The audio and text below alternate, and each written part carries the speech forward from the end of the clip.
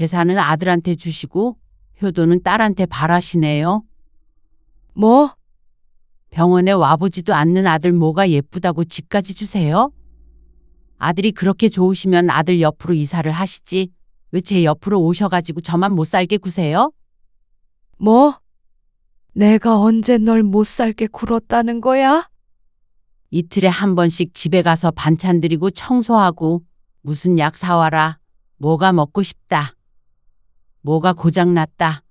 경우한테 한 번이라도 그런 전화 해보신 적 있으세요? 아들이랑 딸이랑 같냐? 내가 너한테 더 의지하고 그런 거 몰라서 그래. 그러니까 의지를 왜 저한테 하시냐고요. 엄마가 사랑하는 아들한테 하시면 되잖아요. 오늘 이야기 속 주인공은 52세 정경숙 씨입니다. 그리고 그녀의 친정어머니에 관한 이야기이죠. 전 씨는 자신이 조금만 더 똑부러졌다면 진작에 친정엄마와의 연을 끊었을 거라고 생각했습니다. 다 스스로가 우유부단하고 어리석은 닭 같았습니다. 부모 자식 관계는 끊을 수 없다고 여기고 이만큼이나 연을 이어오고 있었던 것만 보아도 알 수 있었습니다. 그러니까 이제 정신을 차려야겠죠.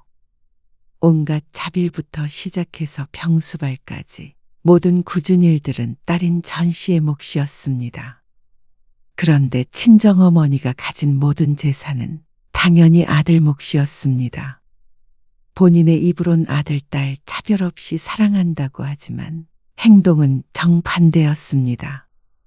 끝까지 딸이라는 이유로 차별받는 전 씨만이 그 서름을 알았습니다. 재산은 아들인 남동생에게 주고 효도는 딸에게 받겠다는 친정엄마에게 전 씨도 더 이상은 책임감을 느끼지 않기로 했습니다. 아무리 부모 자식 사이라고 하더라도 일방적이고 건강하지 못한 관계였습니다. 전 씨의 결핍이 만들어낸 환상 같은 관계였죠. 이제는 그 환상에서 깨어날 차례였습니다. 전 씨는 대학교에 다니는 딸이 하나가 있었습니다. 아직 독립전이라 남편과 셋이 살고 있었죠. 전 씨는 쭉 맞벌이를 했기 때문에 딸이 대학에 갔어도 하루가 늘 바빴습니다. 그런데 3년 전에 친정어머니가 전 씨 근처로 이사를 오게 되면서 전 씨의 일상은 좀 더 정신이 없어졌습니다. 너희 집 옆에 아파트에 전세 나왔더라. 그래요? 그걸 엄마가 어떻게 알아요? 거기로 이사하려고 알아봤지. 다음 달에 그리로 간다. 친정엄마의 갑작스러운 말에 전 씨가 놀란 눈을 했습니다. 너도 매번 이렇게 오기가 힘들잖냐? 친정엄마가 사는 단독주택과 전 씨의 집은 차 타고 1시간이 조금 걸리는 거리였습니다. 그녀의 말대로 매번 왔다 갔다 하기는 쉬운 곳은 아니었습니다. 상의는 없었고 통보에 가까웠습니다. 그런데 어머니가 본인의 집을 이사하겠다는데 전 씨가 이래라 저래라 할 입장이 아니었습니다. 그리고 나쁘지 않은 결정이라고 생각하기도 했습니다. 혼자 사는 친정엄마를 들여다보러 오늘처럼 주기적으로 방문해야 했으니 말이죠. 그게 너한테도 좋겠지? 너희 동네가 병원도 가깝고 살긴 더 좋잖아. 나도 말년에 자식 근처에 살고 싶어. 그렇게 하세요. 그래서 일주일에 한 번씩 보던 친정엄마를 적어도 이틀에 한 번씩 보게 되었습니다. 걸어서도 갈 수 있는 위치였기 때문에 친정엄마도 전 씨에게 연락하거나 부르는 횟수가 늘었죠. 토요일 오전, 전 씨는 회사에 안 나가는 날인데도 불구하고 일찍 눈을 떴습니다. 전날 회식이 있었던 탓에 몸이 천근만근이었습니다. 하지만 새벽부터 울려대는 휴대폰에 더는 자지 못하고 몸을 일으켜야 했습니다. 벌써 일어났어? 오늘도 장모님 댁가? 응. 금방 다녀올게요. 가끔은 처남한테도 말해보지 그래. 바쁘대. 그리고 엄마가 이런 일에 아들 부르는 거 봤어요? 전 씨는 가볍게 말했지만 뒤돌아 쓴웃음을 지었습니다. 그리고 지난번에 경우도 엄마 문제로 올케랑 싸웠대잖아요. 남편은 아무 말도 하지 않았지만 속으로는 혀를 차고 있을 것 같았습니다. 전 씨도 주말에는 좀 쉬고 싶기도 했습니다. 하지만 혼자서는 마트도 안 가려고 하는 친정엄마 때문에 어쩔 수가 없었습니다. 여태 아침밥도 못 먹고 기다리고 있어. 오고 있는 거야? 지금 장 봤어요. 바로 갈게요. 전 씨가 마트에서 계산을 하고 있는데 그 사이를 못 참고 어머니에게서 전화가 왔습니다. 그리고 집에 도착했을 때는 잔뜩 뿔이 난 상태였죠. 그러게 어젯밤에 오라니까 왜 이렇게 기다리게 해? 회식이었다니까요. 콩국수가 그렇게 드시고 싶으셨어요? 그저께부터 자꾸만 생각이 나니까 그렇지. 이 앞에 마트 가면 있는데 다녀오시지 그러셨어요. 딸 냅두고 힘들게 거기까지 가냐? 어머니의 말에 전 씨는 뒤를 돌며 한숨을 쉬었습니다. 얼른 한 그릇 만들어 봐.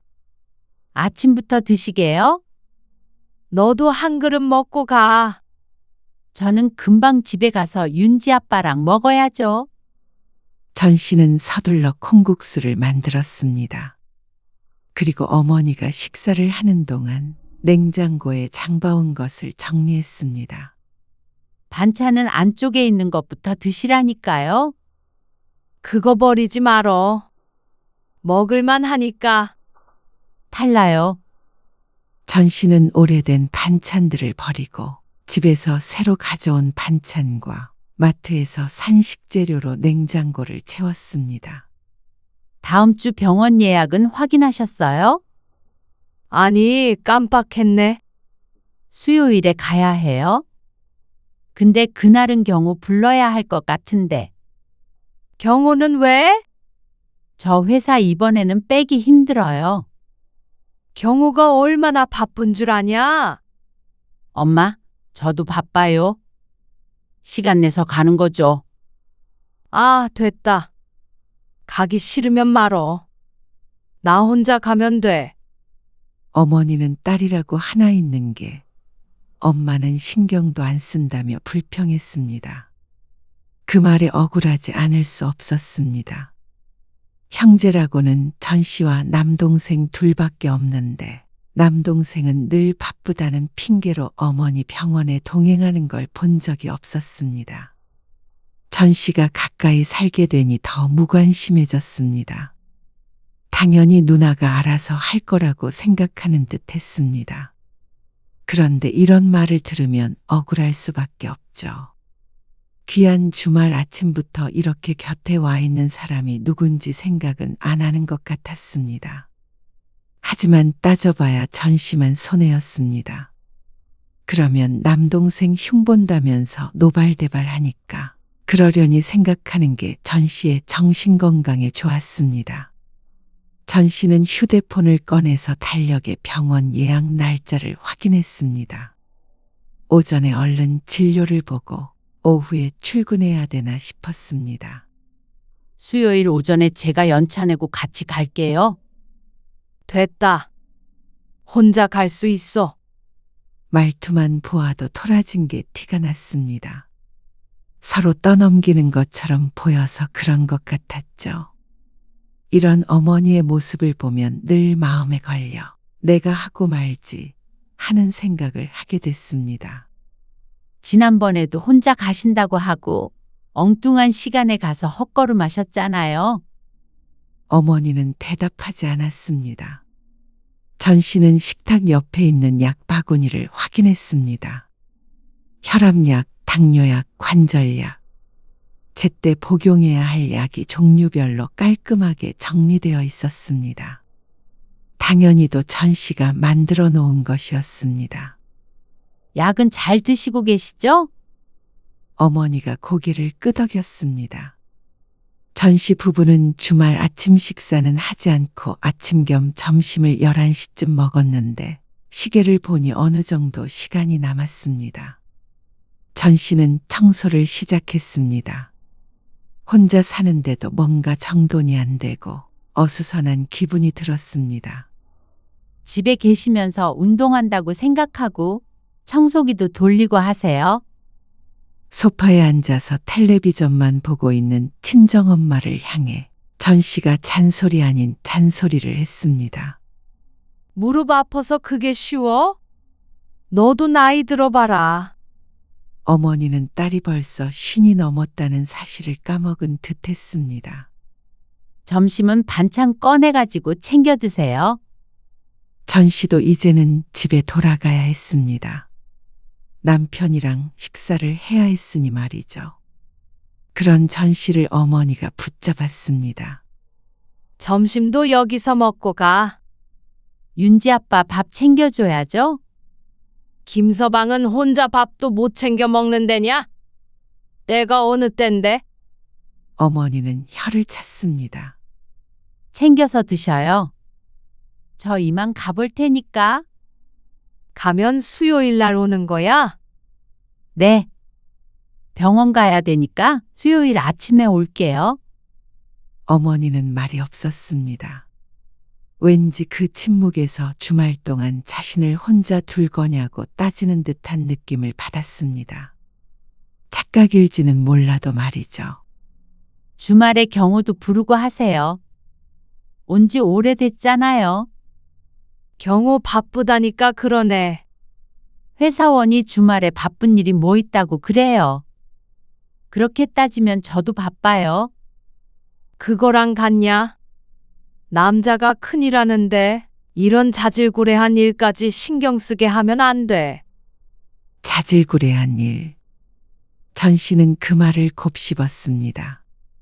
그러면 자신은 왜 매일같이 이런 자질구레한 일을 하고 있는지 몰랐습니다. 둘 다 똑같이 회사를 다니고 있는데 어째서 전 씨와 남동생이 다르다는 것인지. 전 씨는 혼자서 작게 고개를 저었습니다. 어머니의 이런 점은 익히 알고 있었습니다.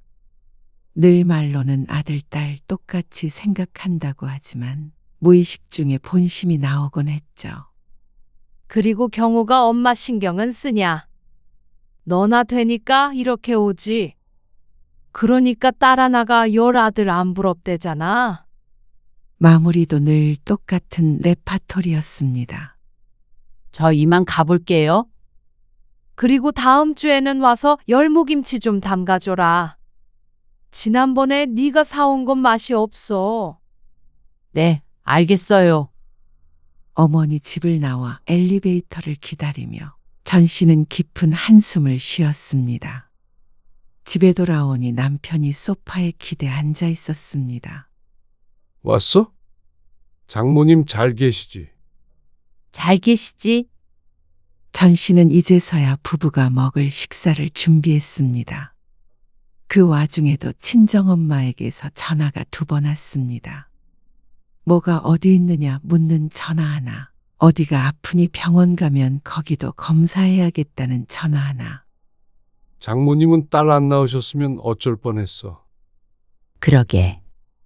전 씨는 벌써부터 지치는 기분이었습니다. 앞으로 몇 년을 더 일해야 하는 것인지 몰랐습니다. 짧으면 슬플 것이고 길면 긴 대로 슬플 것 같았습니다. 나이든 부모를 돌보는 자식들의 마음이 다 같지 않을까 싶었습니다. 그러던 어느 날이었습니다. 일요일 오후였습니다. 어머니 집을 청소하던 전 씨는 텔레비전 밑에 서랍장에서 부동산 로고가 찍힌 갈색 봉투를 발견했습니다. 이게 뭐지? 전 씨가 봉투를 열어서 안에 들어있는 종이를 꺼냈습니다. 증여라는 글자를 읽고 밑으로 눈을 내렸는데 그 순간 어머니가 전 씨의 손에서 봉투를 낚아채 갔습니다. 너는 내가 왜 말도 없이 남의 걸 만져? 전 씨는 어처구니가 없어 대꾸조차 못했습니다. 언제부터 네 건 내 것을 나눴는지 몰랐습니다. 수시로 와서 청소를 해주는 전 씨가 안 만져본 물건이 없는데 말이죠. 그게 뭔데 그래요? 증여? 뭐라고 써 있던데. 아무것도 아니야. 너 신경 쓸 건 없다. 그러면서 어머니는 봉투를 안방으로 가지고 들어가 버렸습니다. 그러니까 어쩐지 더 수상했습니다. 뜬금없이 웬 증여계약서인가 싶었습니다. 누구에게 뭘 주려고 준비해 놓은 것인지 몰랐지만 전 씨가 몰라도 된다는 걸 보니까 받는 사람이 전 씨가 아님은 분명했습니다. 그렇다면 한 사람밖에 없었습니다. 전 씨가 그 뒤로도 한 번 더 물었지만 어머니는 자꾸만 대답을 얼버무렸습니다. 전 씨 입장에서는 신경 쓰일 수밖에 없었고 말이죠. 그날 이후에도 어머니의 태도엔 변함이 없었습니다. 별일 아닌 일로 하루에도 몇 번씩 전화를 걸었습니다. 리모컨이 안 눌린다. 수도가 약하다. 약을 먹었는지 헷갈린다. 전 씨는 회사에 있을 때도 운전을 할 때도 전화를 받았습니다. 남동생도 별다른 말이 없었고 어머니도 평소와 같아서 전 씨도 그 일을 잊어버렸습니다. 그리고 얼마 지나지 않은 어느 날 새벽이었습니다. 경수가. 아이고, 내가 화장실을 가다가 넘어졌걸랑. 근데 다시 이불위에 눕긴 했는데, 아이고, 일어나질 못하겠다. 뭐라고요? 괜찮으신 거예요? 안 괜찮으니까 전화를 했지. 이거 아무래도 허리가 잘못된 것 같아. 잠깐만 기다리세요. 제가 갈게요. 전 씨는 서둘러 옷을 갈아입었습니다. 잠에서 깨서 앉아있던 남편이 차키를 챙겼습니다. 당신 더 자요. 내일 출근해야지. 허리 다치신 거 아니야? 당신 혼자 어떻게 부축을 해?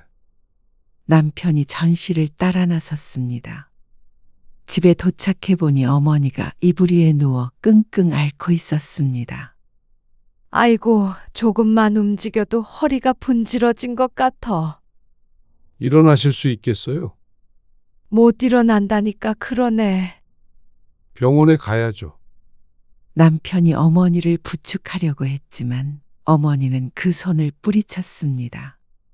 부축을 해도 일어나지 못하겠다는 말에 난감했습니다. 구급차를 부를 수밖에 없을 것 같았습니다. 결국 어머니는 구급차에 실려 응급실로 가게 되었습니다. 전 씨는 구급차에 함께 탔고 남편이 차를 타고 뒤쫓아왔죠. 다행히 응급실이 멀지 않아 다행이었습니다. 전 씨는 가면서 남동생에게 전화를 걸었습니다. 그러자 자다 깬 목소리로 남동생이 전화를 받았습니다. 이 시간에 무슨 일이야? 엄마가 화장실에서 넘어지셨는데 허리를 크게 다치신 것 같아. 지금 구급차 타고 응급실 가고 있거든. 혹시 올 수 있어? 어머니는 구급차 침대에 누워서도 나중내하며 알았습니다. 그러면서 아들한테 전화를 걸라고 성화였습니다. 그런데 정작 남동생은 전 씨에게 불만 가득한 목소리로 말했습니다. 아니, 내가 지금 거기까지 어떻게 가? 내일 출근도 해야 하는데 넘어지신 거 가지고 이 시간에 전화를 해. 엄마가 자꾸 찾아서 그렇지. 일단 병원에 가서 검사해보고 아침에 전화하죠. 전화는 그렇게 끊겼습니다. 이 시간에 전화하니 짜증나는 건 알겠지만 그래도 어머니가 괜찮은지 한번 묻지도 않는 남동생이 어이가 없었습니다. 그리고 그렇게 아들을 찾더니 매정하게 전화를 끄는 아들에게 불평 한마디 안 하는 친정엄마도 기가 찼습니다.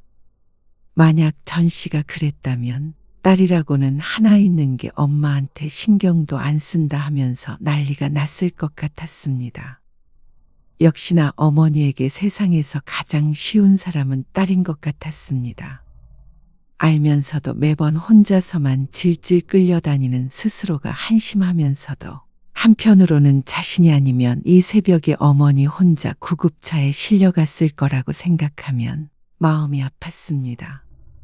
어머니는 며칠 입원을 하게 되었습니다.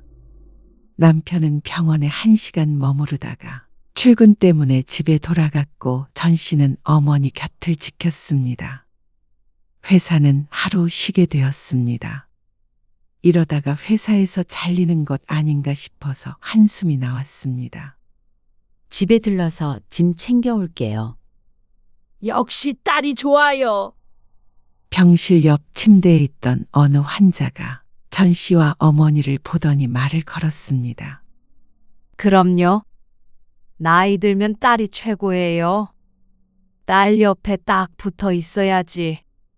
아이고, 나는 아들만 둘이라. 잘 오지도 않아요. 아들이 다 그렇죠. 살갑지가 않잖아요. 말은 그렇게 했지만 어머니는 아들이 오기를 눈이 빠지게 기다렸습니다.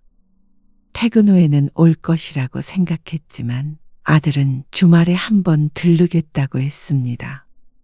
그러면 어머니는 역시나 아들은 바쁜가 보다 하고 얌전히 수긍했죠. 엄마, 저 내일은 늦게 와요. 낮에 회사에 가봐야 해서. 내일 토요일이잖아. 너 못 오면 나는 어떡해? 이제 걸어 다닐만 하시잖아요. 불편해. 김서방은 뭐 하는데? 바빠? 김서방이요? 차라리 경호를 부르세요. 어머니는 전 씨가 안 되면 사위라도 부르라는 식이었습니다. 아들이 버젓이 있는데 굳은 일은 딸 혹은 남의 아들에게 시키고 싶은 모양이었습니다. 하지만 전 씨는 남편에게까지 어머니의 병수발을 시킬 마음이 없었습니다. 친정엄마 돌본다고 집에 소홀할 수밖에 없는 것 때문에 늘 미안한 감정이 있었습니다. 그런데 어머니는 전 씨 모르게 남편에게 연락을 한 것 같았습니다. 여보, 어디에요? 회사에 갔다가 일을 마치고 집에 돌아왔는데 남편이 보이지 않았습니다. 그런데 전화를 받은 남편의 뜻밖의 대답을 했습니다. 나 장모님 병원에 와 있어. 뭐? 당신이 왜요? 장모님이 뭐 좀 사다 달라고 하셔서. 전 씨는 이 말을 짚었습니다. 기어이 사위를 부려먹고자 하는 모양이었습니다. 전 씨는 서둘러 병원으로 향했습니다. 가면서 남동생과 통화를 했는데 언쟁이 오갔습니다. 누나가 가까이 사니까 더 신경 쓰는 게 맞지. 아무리 그래도 엄마 입원했는데 오늘도 안 와봐? 바빴다니까 그러네. 토요일에 뭐가 바쁜데? 그리고 지방 사는 것도 아니고 30분이면 오는데 그게 변명이 되니? 내일 가려고 했어. 근데 어차피 다음 주면 퇴원하시는 거 아니야? 아, 매영이 나 대신 가서 엄마 보축도 해주고 그러면 되겠네. 그걸 말이라고 해? 너는 엄마가 옳게 불러서 뒷바라지 시키면 좋겠니? 다행히 남편이 많은 부분을 이해해줬지만 만약 어머니가 이런 식으로 남편을 부려먹으려고 한다면 전 씨도 참을 수 없었습니다.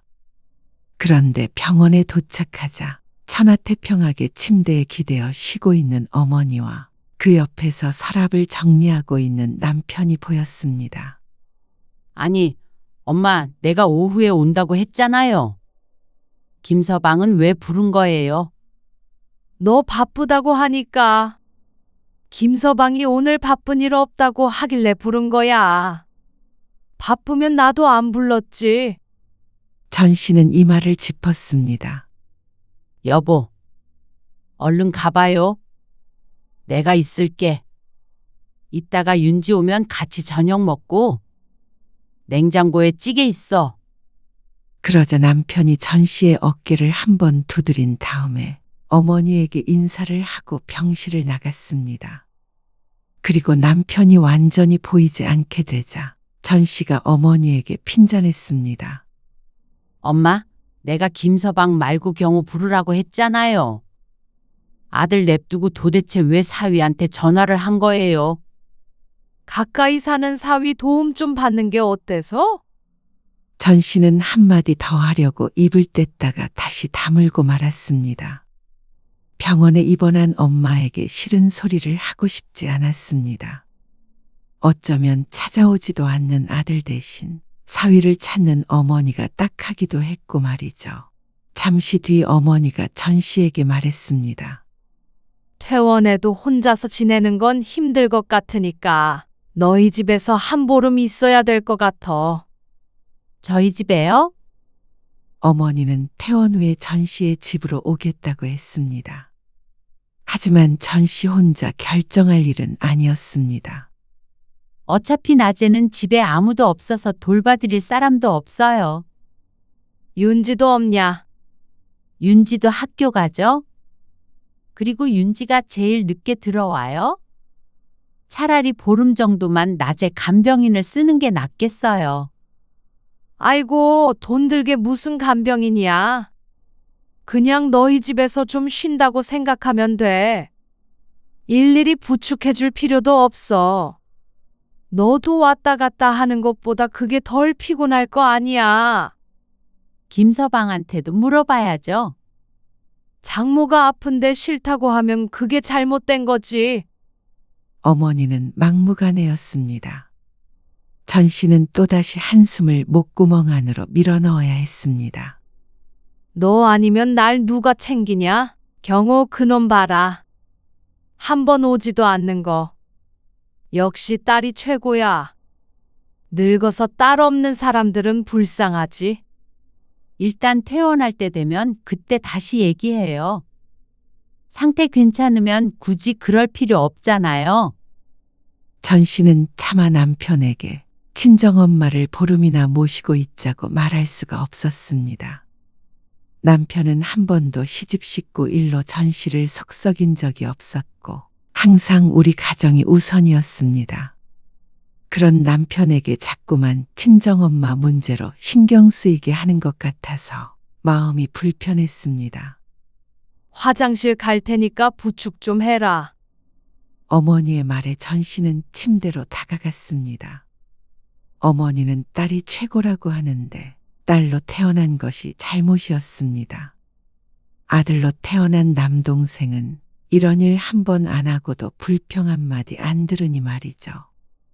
그러다 해가 졌을 때쯤이었습니다. 전 씨도 이만 돌아가 봐야 했습니다. 남편과 통화를 하기 위해서 병실을 나섰다가 5분쯤 뒤에 돌아왔는데 어머니가 누군가와 통화를 하고 있었습니다. 그래. 퇴원하면은 같이 가서 등기만 이전하면 돼. 그래. 병원에는 언제 올 거야? 못 와? 알았다. 괜찮아. 네 누나 있잖아. 그래. 경호예요? 전 씨가 다가가 말을 걸자 어머니는 화들짝 놀라며 휴대폰을 침대 위로 떨어뜨렸습니다. 그러더니 휴대폰에다 대고 서둘러 말했습니다. 이만 끊자. 누나 왔다. 근데 등기 이전은 무슨 말이에요? 전에 살던 집 아직 정리 안 된 거예요? 이사한 지가 한참인데 당연히 그 부분은 정리하고 왔을 거라고 생각했습니다. 그게 왜 궁금해? 그런데 어머니의 반응이 이상했습니다. 아니, 경호랑 등기 이전 얘기를 하길래. 궁금해서 그렇죠. 등기 이전은 무슨? 네가 잘못 들었겠지. 잘못 들었다고요? 그럴 리가 없었습니다. 그러다가 지난번에 어머니 집에서 봤던 서류가 생각이 났습니다. 증여라는 단어가 적혀 있는 것만 보았는데 거기에다가 등기 이전을 같이 가서 한다면 바보가 아니라도 일이 어떻게 되어가고 있는지 알 수 있었습니다. 엄마, 그 집 경호 주기로 하셨어요? 그러자 어머니가 고개를 저었습니다. 그게 무슨 말이야? 너는 아까부터 도대체 무슨 말을 하고 있는 거니? 어머니는 발뺌했습니다. 하지만 연기와는 거리가 멀었습니다. 뜨끔한 표정이 모든 걸 말해주고 있었습니다. 엄마, 진짜 그런 거예요? 아니, 그것도 왜 거짓말까지 하면서. 그러자 어머니가 표정을 달리했습니다. 그래도 아들내미 집 한 채는 해줘야 하지 않겠냐? 엄마, 너무 서운하게 생각하지 말어라. 서운하게 하지 말라고요? 그래. 어떻게 서운할 행동을 해놓고 일방적으로 서운해하지 말라고 말할 수가 있는지 몰랐습니다. 전 씨는 어처구니가 없었습니다. 재산은 아들한테 주시고 효도는 딸한테 바라시네요. 뭐? 병원에 와보지도 않는 아들 뭐가 예쁘다고 집까지 주세요? 아무리 아들이라도 그러고 싶은가 싶었습니다. 전 씨는 자식이 딸 하나밖에 없지만 만약 여럿이었다면 자신에게 잘하는 자식에게 더 마음이 갈 것 같았습니다. 그런데 친정엄마에게는 그런 것들은 전부 상관이 없는 것 같았습니다. 그저 아들이기만 하면 되는 모양이었습니다. 여태까지 그렇게 살아왔던 것처럼 말이죠. 같은 시대에 살고 있는 사람이 맞나 싶었습니다. 아들이 그렇게 좋으시면 아들 옆으로 이사를 하시지. 왜 제 옆으로 오셔가지고 저만 못 살게 구세요?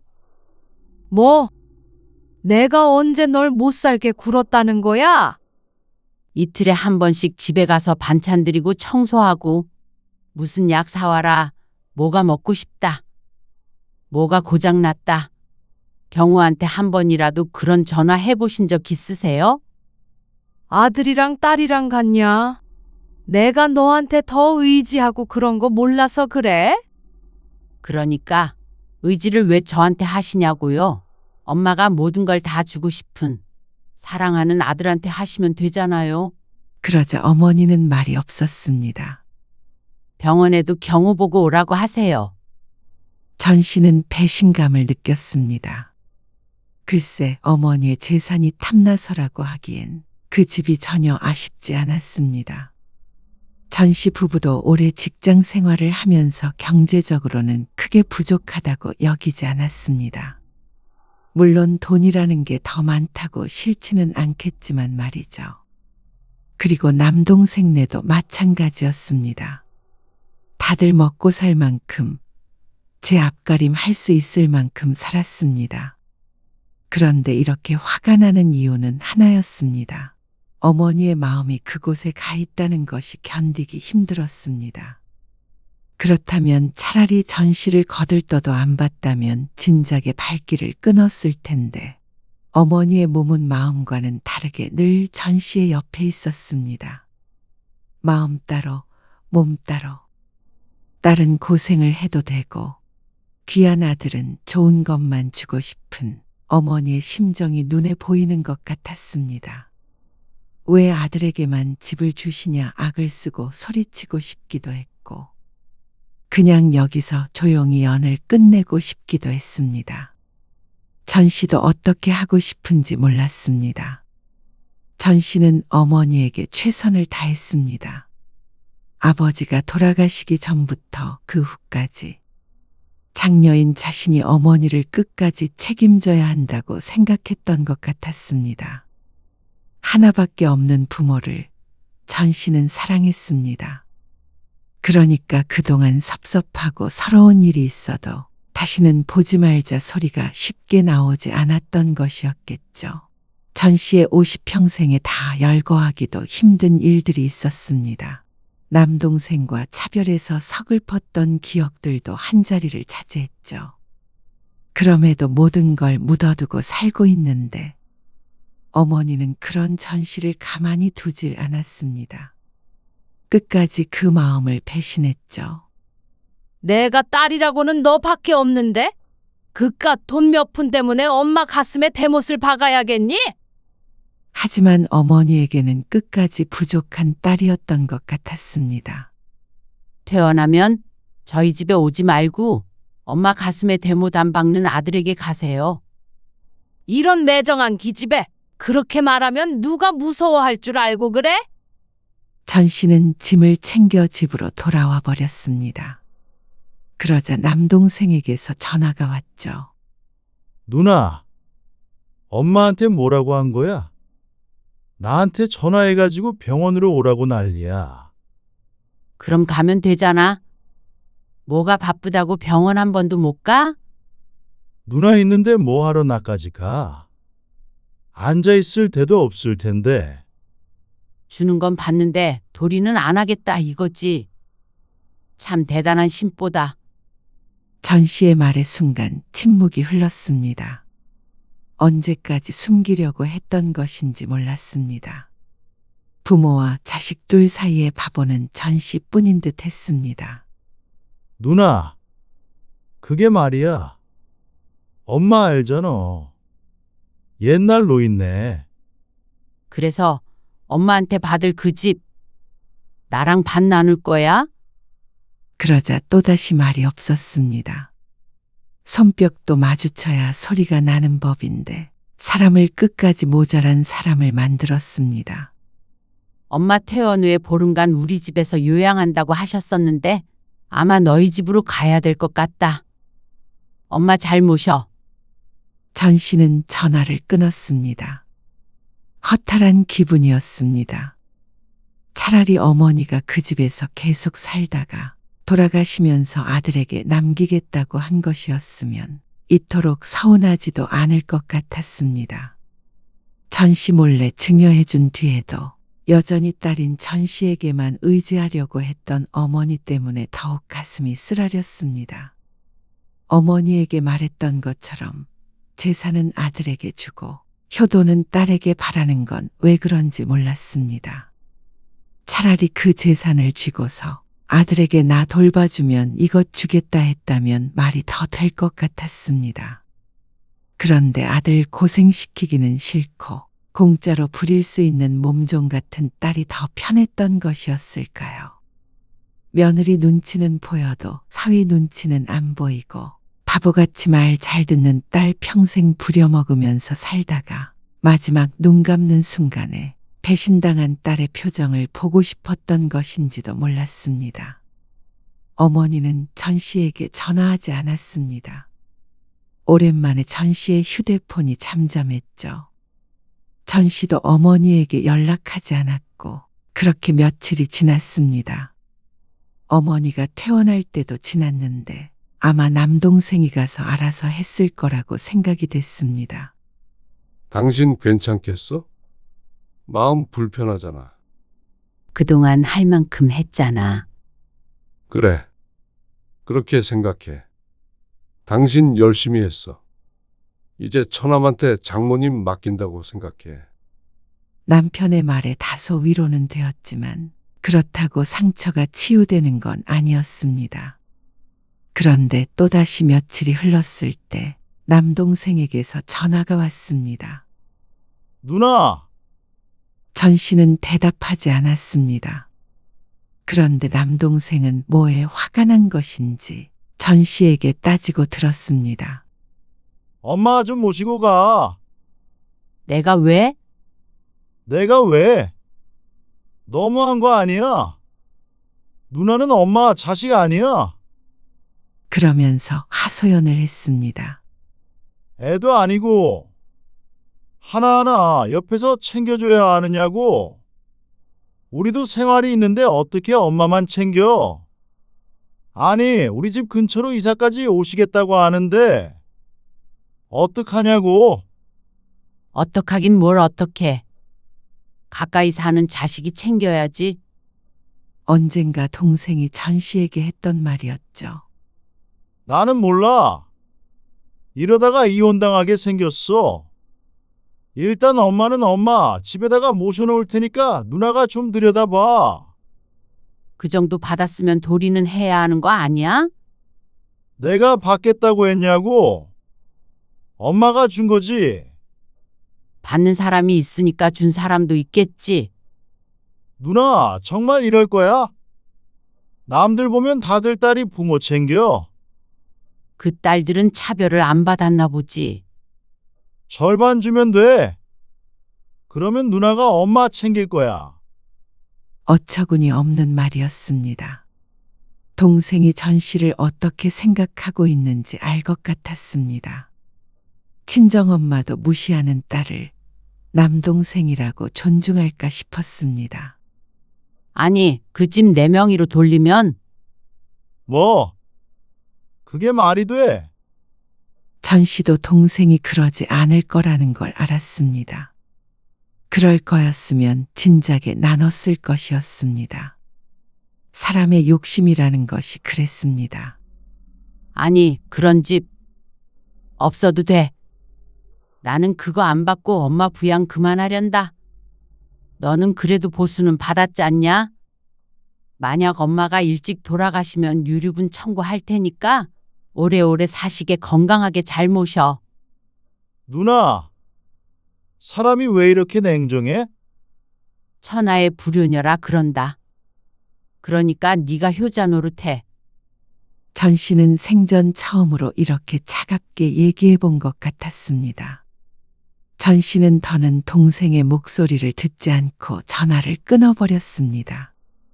한동안은 정신을 못 차렸습니다. 멍하니 있을 때도 있었고 갑자기 부하가 치밀어 올라서 화병이 날 것 같을 때도 있었습니다. 당장에 엄마를 쫓아가 따지고 싶기도 했죠. 그동안 그렇게 부려먹고 아들에게만 홀랑 집을 줘버리고 싶냐고 삿대질하며 소리 지르고 싶었습니다. 하지만 그게 다 무슨 소용인가 싶었습니다. 이미 지나간 시간들은 돈 따위로 보상받을 수가 없었습니다. 이제 와서 그 집을 전부 전 씨에게 주겠다고 해도 다시는 친정엄마에게 돌아가고 싶지 않았습니다. 그동안 엄마를 위해 쏟았던 모든 것들은 자식으로서의 마지막 도리라고 생각하고 싶었습니다. 최선을 다했기에 앞으로 죄책감을 느끼지 않을 수 있을 것 같았습니다. 그래서 전 씨는 곧 풀을 털어버릴 수 있었습니다. 아마 그 정도 재산을 받았으면 동생도 옳게도 어머니에게 책임감을 느끼게 됐을 것이었습니다. 그러면 이제는 바톤을 넘겨주었다고 생각하고 전 씨는 전 씨의 삶을 살면 그만이었습니다. 여보, 주말에 윤지가 같이 놀러 가자는데. 정말? 좋지? 그리고 금요일 저녁에 밖에서 외식하자.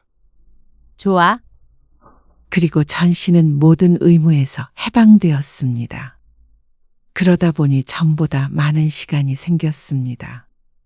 마음의 여유도 시간만큼 비례해서 생겼습니다. 늘 쫓기는 기분으로 살아왔었습니다. 오늘은 엄마한테 가봐야 하는데, 내일은 엄마 병원 가는 날인데, 주말에는 가서 김치 담가야 하는데, 친정엄마와 관련된 모든 것들이 순식간에 사라지다 보니까 사람이 남는 시간이 이렇게 많았구나 하고 느꼈습니다. 그 시간에 남편과 시간을 보내고 졸업을 앞둔 딸과 여행도 가고 이제서야 온전한 내 삶을 사는 기분이었습니다. 차라리 그 집과 자유를 바꿨으니 어떻게 보면 저렴한 대가였다는 생각도 했습니다. 그런 생각을 하게 된 자신이 너무 불효녀처럼 느껴졌지만 그렇대도 이제는 아무 상관없었습니다. 그동안 전 씨가 친정엄마에게 목을 맸던 것은 다 마음의 병인 듯 했습니다. 효심이 깊거나 착해서가 아니라 엄마에게 인정받고 싶은 욕심 때문인 것 같았습니다. 말은 딸이 최고라고 하며 정작 아들만을 위했던 친정엄마에게 나는 이렇게 당신을 생각하니 나도 좀 사랑해 주세요 하고 온몸으로 말하고 있었던 것이었죠. 그러한 결핍을 준 사람에게서 채우려고 하니 구멍은 점점 커져만 갔습니다. 이제는 전 씨도 자신의 가정에서 나를 사랑해 주는 사람들에게서 사랑을 찾았습니다. 그러니까 마음의 평안이 찾아왔습니다. 그런데 그런 생각을 하는 건 전 씨뿐인 듯 했습니다. 어느 날 울리는 초인종에 전 씨는 문을 열었습니다. 그리고 문 밖에는 어머니가 서 있었죠. 엄마, 왜 이렇게 문을 늦게 열어? 어머니가 전씨를 옆으로 밀치더니 안으로 들어갔습니다. 여긴 왜 찾아오셨어요? 내가 내 딸 집 오는데 못 올 곳 왔니? 할 말이 있어서 왔다. 저는 할 말 없어요. 그런데 어머니는 억울한 게 많아 보였습니다. 경호 그놈 자식이 말이야. 그 집에 있다고 얼마나 눈치 줬는지 아냐? 어? 희준이 엄마도 말이야. 내가 지들 결혼할 때 해준 게 얼만데. 그걸 왜 저한테 말하세요? 내가 누누이 말했잖아. 나한테는 너밖에 없다고. 그 무심한 놈이 뭘 알아? 그놈이 나중에 나 더 늙으면 쳐다나 보겠니? 그래서 내가 생각을 고쳐먹었다. 전씨는 아무런 대답도 하지 않았습니다. 전씨의 표정이 보이지 않는지 어머니는 여전히 자신의 할 말만 내뱉었습니다. 그 집 내가 너 줄게. 순간 허하며 헛웃음이 새어나왔습니다. 그게 용건인가 싶었습니다. 그러면 자신은 고맙다고 해야 하는 것인지 어처구니가 없었죠. 아직 내가 등기 이전을 안 해줬거든. 네 앞으로 해줄게. 그러니까 앞으로도 지금처럼 네가 엄마 챙겨줘라. 내가 경호 그놈 믿었다가는 발등 찍히지. 만약에 제가 아무것도 몰랐다면 그 집은 당연히 경호한테 주셨겠죠? 그건 내가 생각이 짧았다. 네가 이렇게 서운해할 줄은 몰랐지. 그걸 어떻게 몰라요? 어떻게 엄마는 끝까지 이렇게 찾아와서 딸 가슴에 대못을 박으세요? 지금 가슴에 대못을 박고 있는 거는 너 아니니? 엄마가 꼭 이렇게 찾아와서 애원을 해야 해? 너희 누가 그렇게 키웠어? 그러면 부모가 나이 들면 당연히 자식이 챙겨야지. 어떻게 둘 다 이래? 피도 눈물도 없는 것들. 저는 그 집 필요 없어요. 집 두 채를 준다고 해도 싫어요. 경호가 싫다고 하면 그 집으로 엄마 노후자금 하면서 편히 사세요. 뭐? 돈으로 자식 마음을 살 수 있을 거라고 생각하셨어요? 그러면 잘못 생각하셨어요. 저는 더 이상 할 말 없어요. 너 나 죽으면 있을 때 잘할 걸 후회하지 말어라. 이만 나가주세요. 저 좀 쉬어야 해요. 내일 출근해야 해서. 가면 다신 안 온다.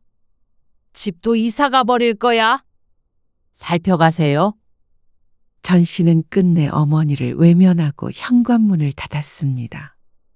이것이 마지막이라고 하더라도 현재로서는 어쩔 수 없다고 생각했습니다. 씁쓸했지만 함께하는 삶이 더 힘들 것 같았습니다. 그 뒤로 어머니는 전씨에게 연락하지도 찾아오지도 않았습니다. 전씨는 가끔씩 남동생의 메시지를 통해서 어머니 소식을 들었습니다.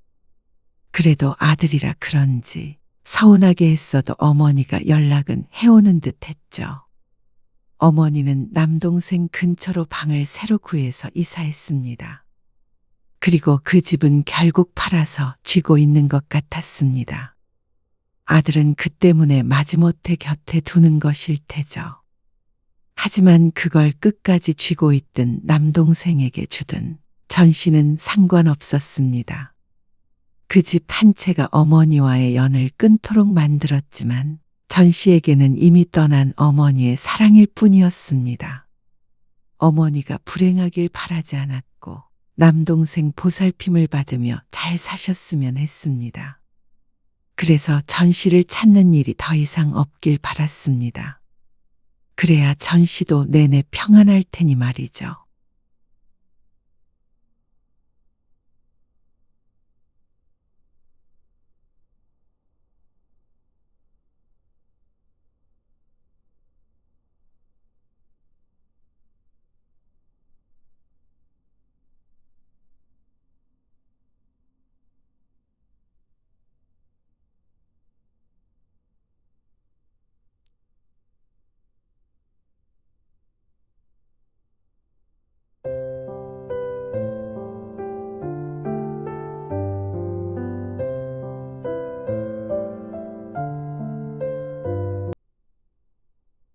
이게 뭐야? 내일 같이 제출하러 가자. 이거 어디서 났어? 당신 차. 거기 나도 도장 찍어놨어. 그러니까 제출만 하면 되겠네. 여보, 이거는 내가 버리려다가 깜빡한 거야. 그래서 차에다 놓고 가지고 다녔어? 지난 몇 년간을? 그게 아니라 아니야. 아무래도 상관없어. 당신도 우리 가정을 유지할 의지가 없고, 이제는 나도 없어졌는데, 오늘 이야기 속 주인공은 58세 김대형 씨입니다. 그리고 그의 아내에 관한 이야기이죠. 김 씨는 종이 쪼가리 몇 장에 무너졌습니다. 아내와 김 씨의 이혼을 위한 서류였죠. 오래전에 작성되어서 몇 년간 보관돼 있던 것이었습니다. 그리고 김 씨는 그게 언제 작성된 것인지 알 것 같았습니다. 충동적으로 이혼 신청서만 작성한 것이 아니었습니다. 이혼하는데 필요한 대부분의 서류들이 함께 있었습니다. 아주 상세한 자료였습니다. 언제든지 김 씨에게 내밀었다면 빠르게 갈라설 수 있도록 말이죠. 김 씨는 큰 충격을 받았습니다. 수십 년을 함께한 부부 사이에 힘들고 서글픈 일이 하나도 없을 수는 없었습니다. 하지만 그렇다고 해서 모든 부부가 이혼을 하는 것은 아니었습니다. 김 씨도 아내와의 역경을 함께 이겨나가고 버텨내고 싶었습니다. 그래서 아내가 홧김에 서류를 준비했다가 잊고 있던 것뿐이라고 믿고 싶었습니다. 그런데 그게 아닌 것을 알게 된 이상 언제든 써먹을 수 있도록 소중히 보관하고 있었다는 걸 깨닫게 된 이상 김 씨는 아내와의 관계를 이어갈 수 없었습니다. 김 씨는 모두가 퇴근한 어두운 사무실에 홀로 앉아 생각에 잠겼습니다. 이미 다 식은 지 오래인 커피를 한 모금 마셨더니 쓴맛이 입안에 퍼졌지만 김 씨는 아무것도 느끼지 못하는 표정이었습니다. 거진 30년 가까이 되는 결혼 생활. 그동안 부부가 함께 겪었던 일들이 주마등처럼 스쳐 지나갔습니다. 그리고 그날 김 씨는 먼저 아내에게 이혼장을 내밀었죠. 김 씨는 20대의 아내를 만나 연애 결혼을 했습니다. 그리고 슬아에는 어여쁜 딸이 하나 있었습니다. 평범하지만 행복한 가정을 꾸렸다고 믿었습니다. 맞벌이를 해서 경제적으로는 여유가 있는 편이었고 부부 사이도 좋은 편이었습니다. 그런 부부에게 장인어른의 치매 진단은 갑작스러웠습니다. 아내는 늦둥이 막내딸이었는데 오래전 장인어른은 이혼을 하셨고 위로 둘 있는 형제들은 각자 먹고 살기 바빠서 그런 부모를 외면했습니다. 가장 예쁨을 받았던 막내딸이 책임져야 한다는 말이 오갔고 아내는 김 씨에게 아버지를 모시고 살겠다고 선언했습니다. 김 씨의 의견은 크게 반영되지 못했습니다. 우리 집이 아니면 오갈 데 없다며 당연히 모셔야 한다는 아내는 상의할 기회조차 주지 않았죠. 어린 딸이 걱정이었지만 그래도 부모를 봉양해야 한다는 것에 반대할 생각은 없었습니다. 하지만 장인어른의 상태는 악화되었습니다. 문을 열지 못해 밖으로 나가진 않았지만 화장실을 스스로 가지 못하게 되었고 사람을 알아보지 못했습니다. 여보, 집에 사람이 없는데 장인어른 혼자 저렇게 둘 수는 없어. 요양원에 모시거나 간병인이든 누구든 써야 할 것 같아. 그러자 아내는 고민했습니다. 아내도 둘 다 직장을 다니면서 치매 환자를 돌볼 수는 없다고 생각한 것 같았습니다. 그럼 내가 직장을 그만두고 집에 있을게. 직장을 그만둔다고? 어차피 간병인을 써도 돈이 들 거고. 그럴 바에는 일을 안 하고 내가 하는 게 나아. 돈이 들더라도 우리는 우리 삶을 살아야지. 당신 부모님이라도 그렇게 말했을 거야? 아내의 말에 반박할 여지도 없었습니다. 겪어보질 않았으니 우리 부모님에게도 그렇게 할 거란 말도 할 수 없었고 말이죠. 결국 회사를 그만두는 문제도 아내의 뜻대로 됐습니다. 하지만 시간이 많다고 치매 환자를 수월하게 돌볼 수 있다는 말은 아니었습니다. 여보, 거기서 뭐 하고 있어? 몰라. 장인어른은? 방에 계시겠지. 진짜 죽고 싶다. 왜 그러는데 그래? 퇴근해서 집에 온 김 씨가 소파에 힘없이 누워있는 아내와 몇 마디 나누고 작은 방 문을 열어보았습니다.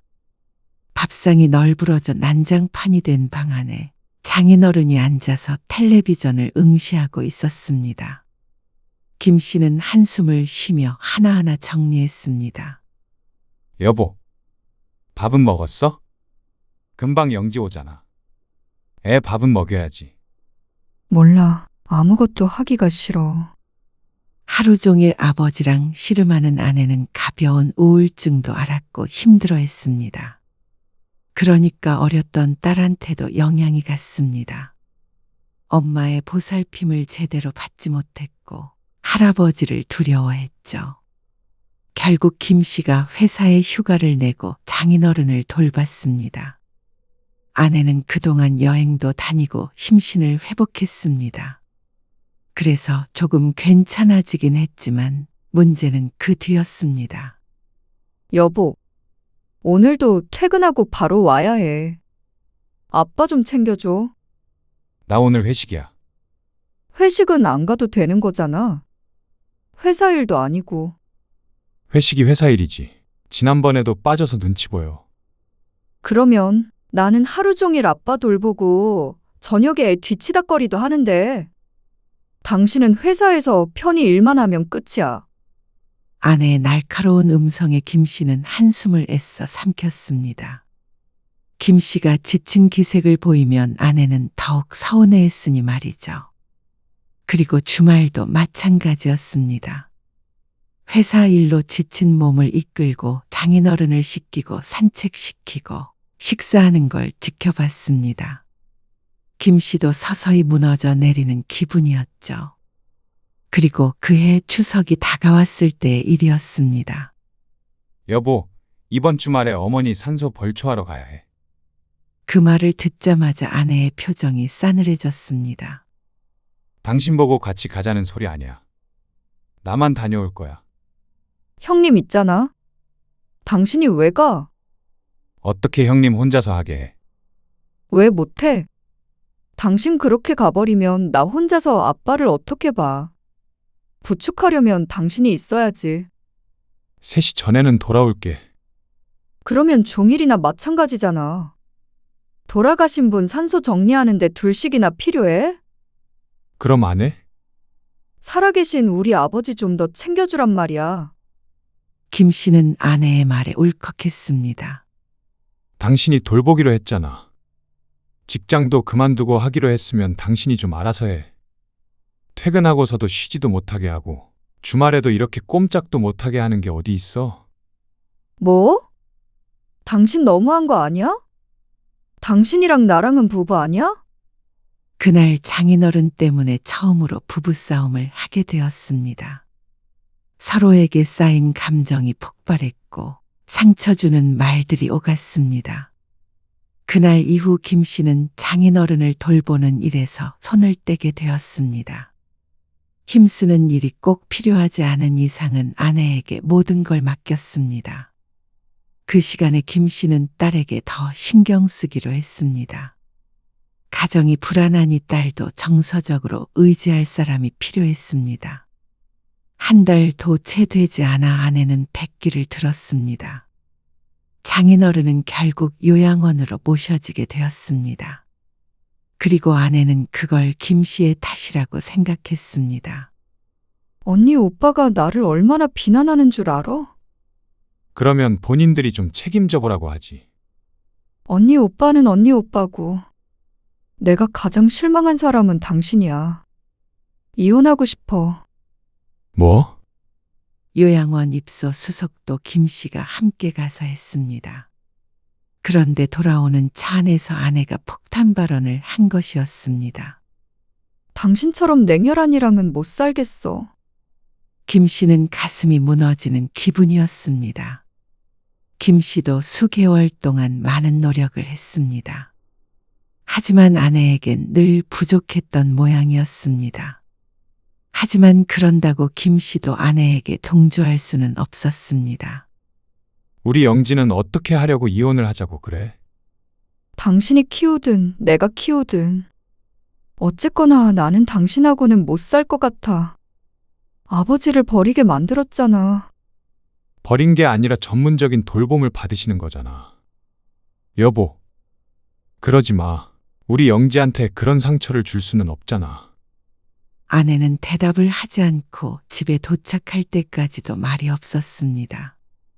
김 씨 혼자만 안절부절하는 것 같았습니다. 그리고 그때부터 관계를 회복하려고 노력했습니다. 아내도 장인어른이 요양원에 들어가니 마음에 여유가 생겼는지 평소의 날카로움은 사라졌습니다. 마음이 편해지니까 자연스럽게 김 씨와의 관계도 나아졌습니다. 장인어른은 요양원에서 5년을 더 사셨습니다. 그리고 그 기간 동안 또 그 이후로도 종종 아내는 그날의 일을 꺼내기도 했습니다. 그러면 김 씨는 그저 침묵했죠. 김 씨는 평화로운 부부 생활을 하고 싶었습니다. 그리고 그렇게 지냈습니다. 표면적으로는 화목한 가정이었죠. 그렇게 서서히 나이 들어가는 것 아니겠나 싶었습니다. 그러다가 5, 6년 전쯤 회사가 어려웠을 때가 있었습니다. 거래처 부도로 연쇄적인 타격을 입었고 구조조정 소문이 돌기 시작했습니다. 김 씨는 간신히 자리를 유지했지만 연봉이 동결됐고 보너스도 사라졌습니다. 여보, 회사 상황이 안 좋아. 당분간 지출을 줄여야 할 것 같아. 그리고 굳이 이렇게 아내에게 말을 꺼낸 이유가 있었습니다. 장인어른이 돌아가신 뒤로 아내는 다시 일을 하지 않았습니다. 그동안 소홀했던 딸을 돌보겠다는 게 그 이유였고 김 씨도 동의했습니다. 그리고 딸이 대학에 입학하자 아내는 모든 것에서 해방된 듯이 바깥 활동을 하며 살았습니다. 집안일에는 소홀해지면서도 모임이 잦았고 취미도 많았습니다. 오죽했으면 사회생활하는 김 씨보다도 만나는 사람이 많았습니다. 걱정 마. 돈 안 드는 등산 같은 거나 할 테니까. 하지만 평일 주말 할 것 없이 외출을 하는데 지출이 많을 수밖에 없었습니다. 회사에서는 계속 압박이 왔습니다. 언제든 잘릴 수 있는 상황이었으니까 미래를 걱정하게 되었습니다. 아내는 태평했죠. 그러다 보니 김 씨도 가게 상황에 무관심한 아내에게 서운할 수밖에 없었습니다. 여보, 당신 지난번 모임에서도 카드를 28만 원을 긁었어. 돌아가면서 사는 거라 그런 거야. 좀 맡겼어야 하지 않겠어? 이러다가 나중에 적자가 나면 어떡하려고 그래. 정말 내가 이 나이에 돈 때문에 나가서 카드 긁는 것도 벌벌 떨어야 해. 나 직장은 안 다녔지만 당신 돈 버는 만큼 당신 내조했고 우리 영지 좋은 대학도 갈 수 있게 뒷바라지 했어. 알지? 아는데 상황이 그렇잖아. 돈 버는 건 당신이 책임져야 할 일이잖아. 아내의 말에 김 씨는 할 말을 잃었습니다. 어떻게 네 책임 내 책임이 있는 건지 몰랐습니다. 김 씨는 아내와 운명 공동체라고 생각하며 살았습니다. 그렇다면 서로가 서로에게 책임이 있는 게 아닌가 했는데 아내는 그게 아닌 것 같았죠. 그러는 당신은 앞으로 뭘 할 건데? 뭐라고? 영지도 대학 갔고 앞으로 10년, 20년 난 더 일하겠지만 그땐 당신은 뭘 하려고 그래? 내조하지. 모임 가고 취미생활하는 게 내조야? 아침은 차려줘.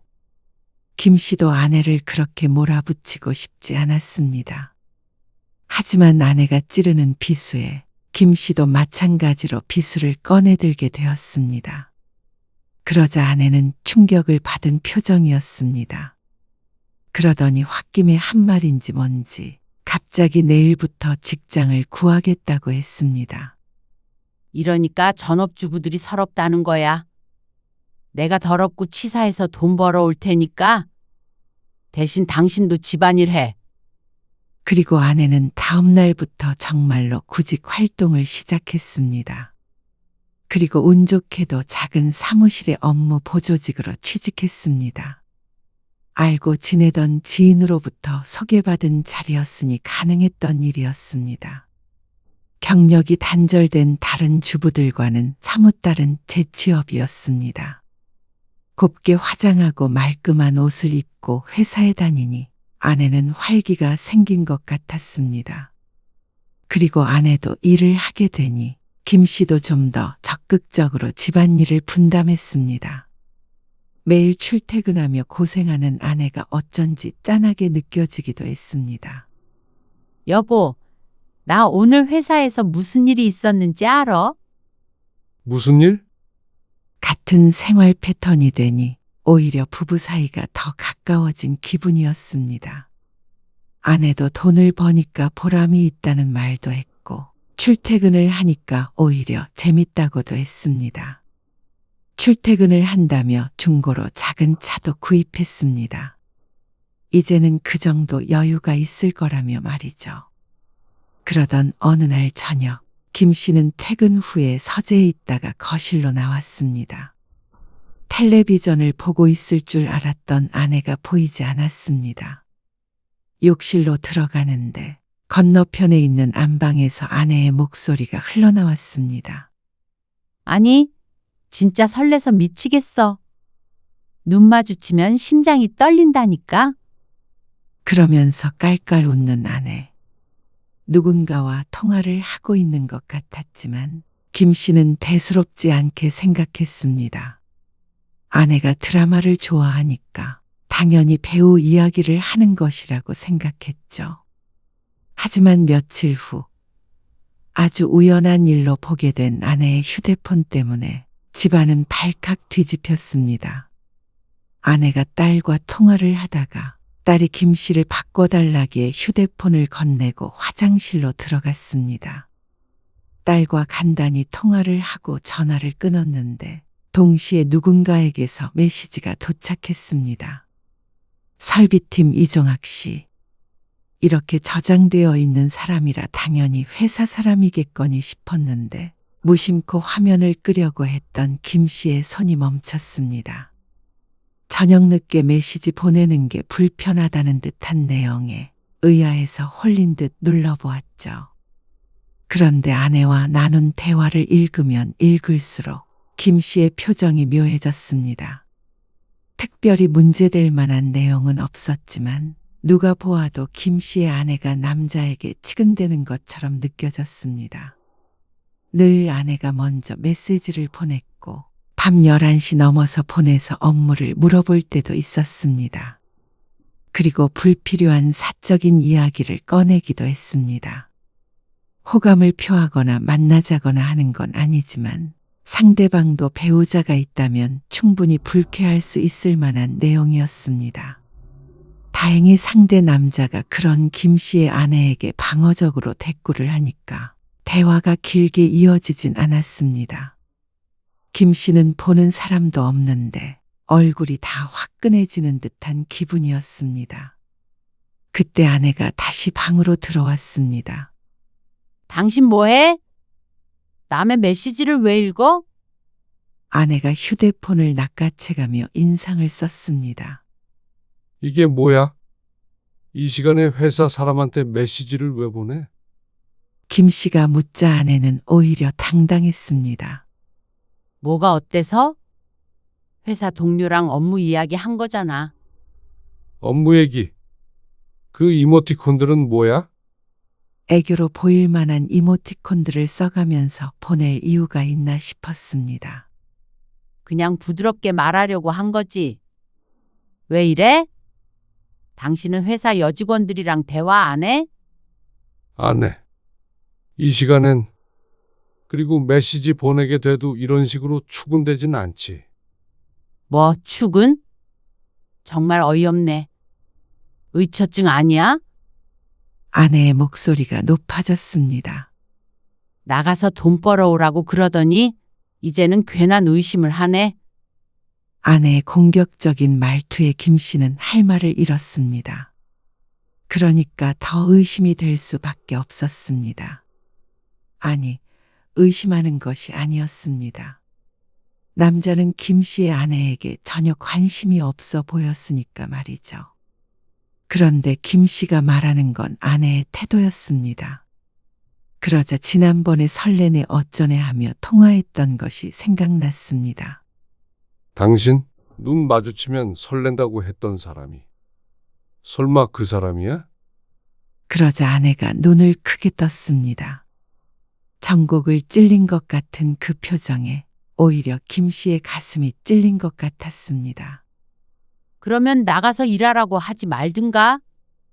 그렇게 불안하면 아니, 내가 불안해서 하는 소리가 아니잖아. 당신이 메시지를 한번 읽어보라고. 누구나 그렇게 생각하지. 그러니까 왜 남의 메시지를 읽냐고? 내 사생활인데? 그 남자와의 메시지를 자신의 사생활이라고 표현했습니다. 선을 긋고 넘어오지 말라고 했습니다.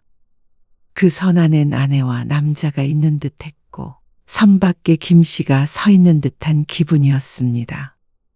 아내의 남편은 김 씨인데 말이죠. 아마 김 씨가 누군가와 이런 메시지를 주고받았다면 당연히 아내도 이 정도 반응은 했을 것이었습니다. 아니, 누구라도 그랬을 것 같았습니다.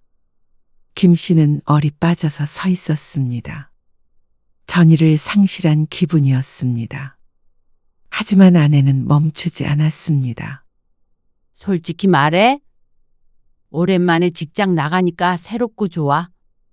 맨날 집에서 소뚜껑만 닫고 정육점 아저씨, 마트 아저씨, 과일 가게 아저씨들만 보다가 젊은 사람들이랑도 어울리니까 나도 젊어지는 것 같고 가끔 설레기도 해.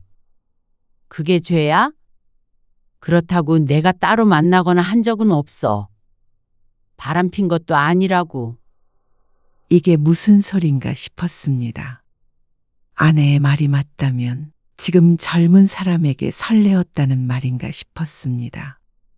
지금 다른 남자한테 설레었다는 말이야. 그냥 호감이야. 다른 마음 먹은 적 없어. 따로 같이 식사도 해본 적 없다고. 호감? 그러면 그 남자도 그럴 생각이 있으면 따로 만났다는 거야. 그럴 리가 있어? 그냥 그러고 끝나는 거잖아. 이 사람 멋있었다가 저 사람 멋있었다가 그런 것까지 단속하려고 들면 세상 사람들 다 불륜이야. 김 씨는 아내의 말을 전혀 이해하지 못했습니다. 김 씨는 추호도 그런 생각을 해본 적이 없었습니다. 호감, 만나지 않았으면 다 끝인가 싶었습니다. 그래서 다른 남자에게 그런 메시지를 보내도 당신은 결백하다는 거야. 그래? 난 결백해. 당신이 예민한 거야. 그런 걸 사람들은 의처증이라고 하는 거고. 일하라고 할 때는 언제고 내 인간관계까지 참견을 해. 정말 숨 막혀서 살 수가 없어. 아내는 가방을 들고 집을 나갔습니다. 딸이 자취하는 집으로 가겠다고 했습니다. 결국 이틀 뒤에 아내는 돌아왔습니다. 그리고 김 씨에게 보란 듯이 직장을 그만뒀습니다. 이제 나한테 일하라고 하지 마. 김 씨도 몇 날 며칠을 뜬 눈으로 밤을 지샌 것 같았습니다. 그렇게 머릿속이 복잡했습니다. 이제 직장도 그만뒀다는데 김 씨도 더는 추궁할 구실도 없었습니다. 아니, 하려면 얼마든지 했겠지만 아마 아내에게 한 번만 더 같은 주제로 말을 꺼냈다가는 또 이혼을 한 해 만에 할 것 같았습니다. 지난 이틀 동안에도 딸에게 자꾸만 그런 얘기를 했다고 하니 말이죠. 다행히 김 씨의 회사는 회복이 되어 안정적으로 다시 돈을 벌게 되었지만 그 후로도 아내는 종종 김 씨와 부딪혔습니다. 하지만 큰 문제는 없었습니다. 대체로 좋은 부부 관계를 유지했습니다. 그러기 위해서는 김 씨도 많은 노력이 필요했습니다. 눈치도 늘었고 말이죠. 저기는 전부 평수가 작은 아파트지? 그럴 거야. 혼자 살기엔 딱 좋겠네. 뭐, 그냥 혼자 사는 사람들은 편하겠어? 아내는 꼭 혼자 살고 싶은 사람처럼 굴었습니다. 그날 이후로 이혼 얘기를 꺼낸 적은 없었고 부부 사이도 나쁘지 않았는데 희한한 일이었습니다. 아내는 스스로가 갱년기라서 그런다고 했습니다. 그럴 때면 김 씨도 지치는 기분이었습니다. 다른 부부도 이렇게 지지고 볶으며 사는가 보다 하며 살았습니다. 그러다가 김 씨의 차가 정비소에 들어간 날이었습니다. 김 씨는 늘 차를 써야 했고 급한 대로 아내의 소형차를 몰고 다녔습니다. 수년 전 중고차를 사고 직장을 그만뒀지만 그래도 종종 외출할 때는 차를 타고 다녔기에 처분하지 않았죠. 아이 휴지가 어디 있지? 운전을 하다가 물을 마시는데 방지턱을 넘으며 물이 옷으로 쏟아졌습니다. 김 씨가 차를 세우고 조수석 수납함을 열었습니다. 차량 등록증도 보였고 웬 흰 봉투들과 물티슈도 들어 있었습니다. 물을 물티슈로 닦을 수 없기에 더 안쪽을 보는데 반으로 접힌 서류 봉투가 보였습니다. 이게 뭐지? 무심코 펼쳐본 서류의 제목이 김 씨의 눈을 크게 트이게 했습니다. 이혼 신청서. 빈칸이 채워져 있는 서류는 아내가 작성한 것이 맞았습니다. 신청 날짜를 확인해보고 김 씨는 기억을 더듬었습니다. 아내가 취직했을 쯤인 듯 했습니다. 그러니까 아내의 문자 메시지 사건이 있었을 때쯤이라는 것이었죠. 그때 딸을 통해서 이혼안에 만회하는 얘기를 한 적이 있었는데 실제로 서류까지 준비해뒀던 모양이었습니다. 아니, 이걸 여태 여기다 놓고 다닌 거야? 헛웃음이 나왔습니다. 아무리 그래도 도대체 몇 년 전인데 이걸 버리지도 않고 둔 것인지 몰랐습니다. 그리고 마음이 상하기도 했습니다. 그때 아내가 이혼을 언급하기는 했지만 실제로 이렇게 서류까지 준비했을 줄은 몰랐습니다. 살펴보니까 신청서만 있는 것도 아니었습니다. 이혼에 필요한 다른 서류들까지 전부 준비해 놓은 것 같았습니다. 이 정도면 마음먹고 변호사 상담을 받은 게 아닌가 싶었죠. 요즘 사이는 좋은 편이었습니다. 그리고 최근 것도 아니었고 미처 못 치우고 깜짝했으니 여기서 이렇게 묵히고 있는 것이겠지만 기분이 좋을 수가 없었습니다. 홧김에 이혼 도장 찍자는 것과는 다른 문제였습니다. 김 씨는 한숨을 푹 내쉬었습니다. 단 한 번도 김 씨의 입으로 이혼하잔 말을 해본 적은 없었습니다. 아무리 힘들고 괴로웠을 때도 말이죠. 부부가 결혼한 이상 이혼은 상상할 수도 없는 일이라고 생각했습니다. 그러니까 아내의 행동에 섭섭했죠.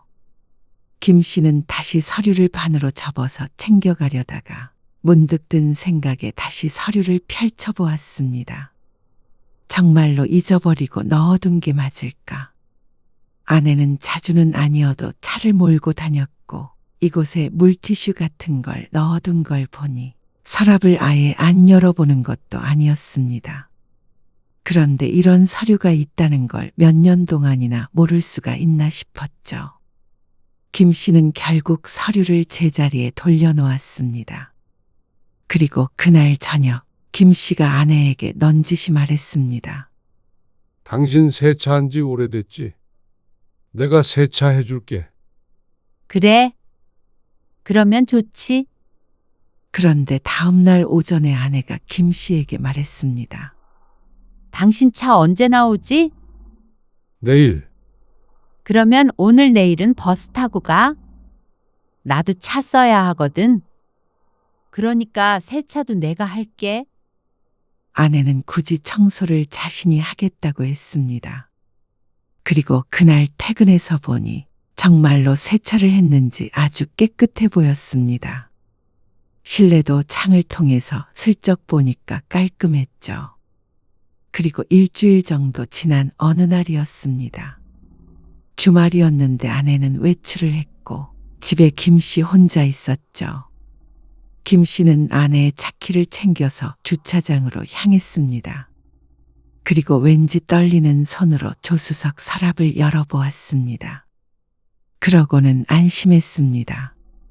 서류가 보이지 않았습니다. 역시나 청소를 하면서 버렸구나 싶었습니다.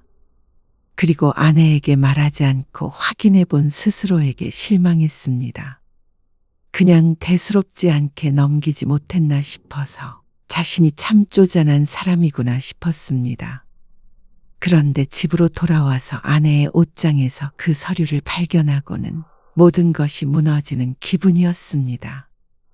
빨래를 정리해서 넣어둘 데가 없어서 아내의 보조 옷장을 열었는데 그 구석에 숨겨지듯 놓여있는 서류를 김 씨는 잘못 보았다고 생각했습니다. 펼쳐보자 지난번에 확인했던 그 이혼 서류가 맞았습니다. 버리지 않고 가져온 것은 개인정보가 담겨 있기 때문이라고 치지만 이렇게 보관한 것은 변명의 여지가 없었습니다. 아내가 깜빡하고 차에 가지고 다니던 게 아니라 일부러 가지고 있었던 것이었습니다. 충격이 밀려왔습니다. 아내가 수년간 이혼 서류를 차에 넣고 다녔다는 사실이 김 씨의 가슴을 무너뜨렸습니다. 여차하면 꺼내들려는 무기라도 되는 것인지도 몰랐습니다. 실제로도 전부 작성되어 있는 서류는 김 씨에게 내밀기만 하면 속전속결로 이혼이 가능해 보였죠. 회사와 집만 오갔던 수십 년. 아내와 같은 취미는 김 씨에게는 없었습니다. 쉬는 날에는 집에서 쉬었고 가끔 아내가 여행을 가자고 하면 따라갔고 딸이 취직하기 전엔 가족여행이나 다니는 정도였습니다. 그만큼 가족이 전부인 줄 알고 살았는데 정작 김 씨의 아내는 김 씨를 언제든지 버릴 수 있는 사람이라고 여긴 것 같았습니다. 이혼 서류는 결국 제자리로 돌아갔습니다. 그리고 그날 이후 김 씨의 일상은 달라졌습니다. 아니, 모든 건 똑같았지만 김 씨의 마음속에서만 폭풍이 일었습니다. 그러니까 얼빠져서 지내는 날이 많았습니다. 여보, 나 오늘 늦어. 오늘도 모임가? 그러니까 밥은 냉장고에서 꺼내서 대충 먹어. 퇴근해서 집에 오면 아무도 없었습니다. 평소엔 그런가 보다 했지만 생각해보니 많은 것들이 김 씨에게 알려주고 있었던 것 같았습니다. 아내의 마음을 말이죠. 여보, 분리수거 좀 제대로 하라니까. 그냥 버리기만 하면 되는 건데 왜 그걸 못해? 깜빡했어. 요즘 왜 이래? 자꾸 멍하니 있는 거야. 아니야. 쓰레기 다시 줘. 제대로 버리고 올게. 김 씨는 누가 봐도 이상했습니다. 이 순간에도 아내는 나와의 이혼을 생각했을까 생각하면 아내를 똑바로 쳐다볼 수가 없었습니다. 그러던 어느 금요일 저녁 아내가 말했습니다. 나 다음 주말에 1박 2일로 여행 다녀와도 돼? 1박 2일? 우리 동창 모임 알지? 야유회 간다는데 강릉으로. 은정이, 미선이, 지숙이, 경화, 나. 이렇게 다섯이서. 친구들의 이름을 나열하는 아내를 보며 김 씨는 고개를 끄덕였습니다. 전부 김 씨가 아는 친구들이었습니다. 김 씨도 이참에 머리를 좀 정리할 시간이 필요했습니다. 그러려면 아내와 떨어져 있는 것도 나쁘지 않다고 생각했죠. 그리고 아내가 여행을 떠나는 날 이른 아침. 잘 다녀와. 도착하면 전화하고. 알았어. 나 없어도 밥 잘 챙겨 먹고. 그래. 김 씨는 심란한 마음을 감추고 아내를 배웅했습니다. 그리고 그날 밤, 김 씨는 딸에게서 전화를 한 통 받았습니다. 어쩐 일이야? 바쁜 딸이 웬일인가 싶었습니다. 엄마 오늘 여행 갔잖아요. 아빠 식사 챙겨 드셨나 해서? 먹었지? 걱정 마로. 근데 아빠는 왜 같이 안 갔어요? 여자 동창들끼리 간다는데 아빠가 거길 어떻게 따라가? 남자들도 같이 간다고 그러던데. 아니야. 여자 5명인가 6명인가 가는 거일 거야. 아, 남편 데리고 가는 사람도 있나? 저번에 엄마 우리 집에 왔을 때 통화하는 거 들었는데 남자 동창도 2명인가? 가던데. 딸은 말끝을 흐렸습니다. 침묵이 흘렀습니다. 그래. 그런가 보다. 김 씨는 가볍게 대답하고는 전화를 끊었습니다. 하지만 김 씨의 표정은 결코 가볍지 않았죠. 아내에게 전화를 했더니 받지 않았습니다. 노느라 정신이 없는 건지 어쩐 건지 밤 늦게까지 다시 전화를 주지 않았고 메시지도 없었습니다. 김 씨는 아내의 연락을 1시까지 기다리다가 잠이 들었죠. 그리고 다음 날 김 씨는 아내가 돌아오길 기다렸습니다. 오후 5시가 넘어가서야 아내는 집에 돌아왔습니다. 여행 어땠어?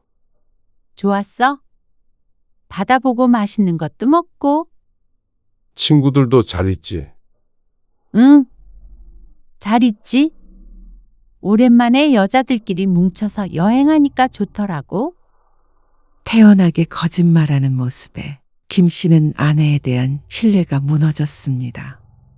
더 이상 참을 수 없었습니다. 남자 동창도 있었다며. 그러자 아내가 눈을 동그랗게 떴습니다. 왜 거짓말했어? 그게 당신이 이렇게 나올까봐 그런 거지? 그 정필이랑 상훈이 아나? 그 친구들이야. 누구랑 갔는지 물어보는 게 아니잖아. 걔네는 그냥 동창이야. 괜히 남자들도 있다고 그러면 당신 오해할까봐 그런 거지? 설마 당신 이상한 오해하는 건 아니지? 오해하고 말고가 중요한 게 아니라 당신이 나를 속였다는 게 중요한 거지. 아니, 속이다니. 그런 거 아니야. 그리고 나는 하늘을 우러러 한 점 부끄럼 없어. 정말로 그랬다면 애초에 거짓말을 하지 않았겠지. 정말 당신 또 왜 이래? 사람을 왜 이렇게 숨막히게 해? 그런 거 아니라니까. 그냥 동창들끼리 여행한 것뿐이야. 김 씨도 들어본 이름들이었습니다. 다들 가정도 있었습니다. 정말로 그렇게 여러 여자들과 남자 둘이 간 거라면 아무 일 없었을 가능성도 높겠죠. 그런데 김 씨에겐 아내가 외도를 했냐 안 했냐가 아니었습니다. 이런 상황에서 김 씨를 속이고 1박 2일 여행을 간 것 자체만으로도 김 씨가 아내에게 실망할 충분한 이유가 되었습니다. 본의 아니게 거짓말 한 건 미안한데 당신이 생각하는 그런 거 아니니까 날 믿어. 김 씨는 대답하지 않았습니다. 대신 방에 들어가서 무언가 들고 나왔습니다. 이게 뭐야? 내일 같이 제출하러 가자. 아내는 김 씨가 내민 종이가 낯이 익었는지 얼굴에서 표정이 사라졌습니다. 이거 어디서 났어? 어디라고 해야 할까? 당신 옷장이라고 해야 되나? 아니면 당신 차라고 해야 하나? 그러자 아내는 어느 때보다도 놀란 눈치였습니다. 거기 나도 도장 찍어놨어. 그러니까 제출만 하면 되겠네. 여보, 이거는 내가 버리려다가 깜빡한 거야. 그래서 옷장에 고이 모셔뒀어? 차에다 숨겨두고? 그게 아니라 아니야. 아무래도 상관없어. 당신이 정말로 버리려고 했다가 실수로 못 버린 거라고 해도 이제는 상관없어. 그런 서류가 무슨 상관이야. 당신도 우리 가정을 유지할 의지가 없고, 이제는 나도 없어졌는데, 그럴 리가 있어? 나는 이혼할 생각 없어. 나도 지쳤어. 당신도 혼자 살고 싶어 했잖아. 그럼 이제 각자 살자. 여보, 진심이야? 그래. 당신도 이제 원하는 대로 살아.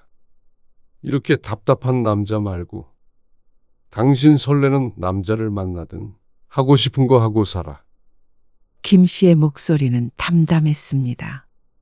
30년 가까이 지속된 결혼 생활을 정리하는 순간치고는 너무나 건조하고 조용했죠. 아내는 더는 붙잡지 않았습니다. 역시나 고민해오고 있었던 것은 틀림없는 모양이었습니다.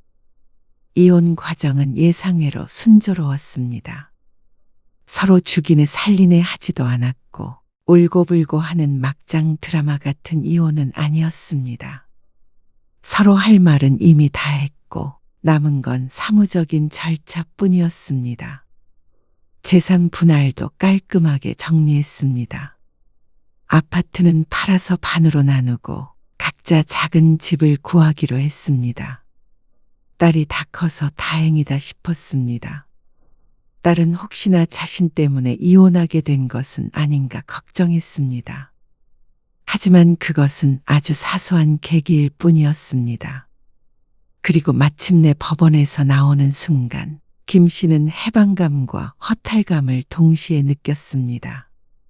무거운 짐을 내려놓은 것 같기도 하고 오랫동안 끌어안고 있던 내 짐을 잃어버린 것 같기도 했죠. 그동안 고생했어.